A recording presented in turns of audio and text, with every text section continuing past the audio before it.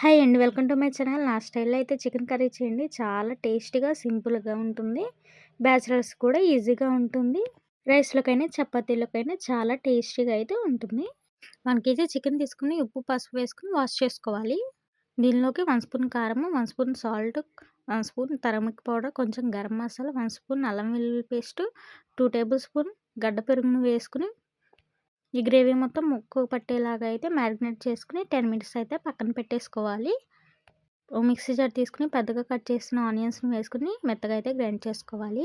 చూడండి చక్కగా మెత్తగా అయితే వేసుకున్నాం కదా!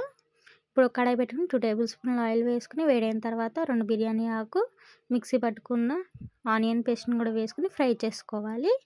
ఈ ఆనియన్ పేస్ట్ త్వరగా ఫ్రై అవ్వాలంటే కొంచెం సాల్ట్ వేసుకొని అయితే ఫ్రై చేసుకోవాలి.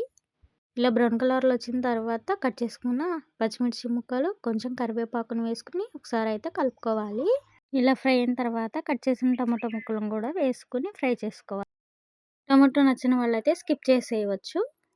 చక్కగా ఇలా మగ్గిన తర్వాత 1 స్పూన్ అల్లం వెల్లుల్లి పేస్ట్‌ని వేసుకొని పచ్చివాసన పోయేంత వరకు అయితే ఫ్రై చేసుకోవాలి. చక్కగా ముక్క మగ్గింది కదా! మ్యారినేట్ చేసి పెట్టుకున్న చికెన్ వేసుకొని మసాలా మొత్తం పీసుకు పట్టే విధంగా అయితే కలిపేసుకోవాలి. ఇలా కలుపుకున్న తర్వాత లిడ్ పెట్టేసుకొని 5 మినిట్స్ అయితే ఉడికించుకోవాలి. చూడండి చక్కగా అయితే ఇలా ఉడికింది కదా! ఒకసారి అయితే కలుపుకుందాము. అడుగంటకుండా లో ఫ్లేమ్‌లోనే ఉడికించుకోవాలి. దీనిలోకి 1 స్పూన్ కారం, కొంచెం సాల్ట్, కొంచెం చికెన్ మసాలాను వేసుకొని ఒకసారి అయితే కలిపేసుకొని 1 గ్లాస్ వాటర్‌ని అయితే పోసుకోవాలి.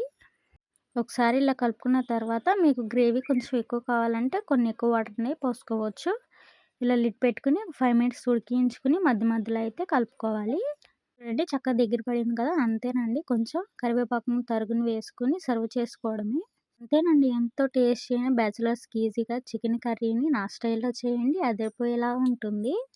ముందుగా మన ఛానల్ చూస్తున్నవారు సబ్స్క్రైబ్ అయితే చేసుకోండి. పక్కన ఉన్న బెల్ ఐకాన్ కూడా యాక్టివేట్ చేసుకోండి.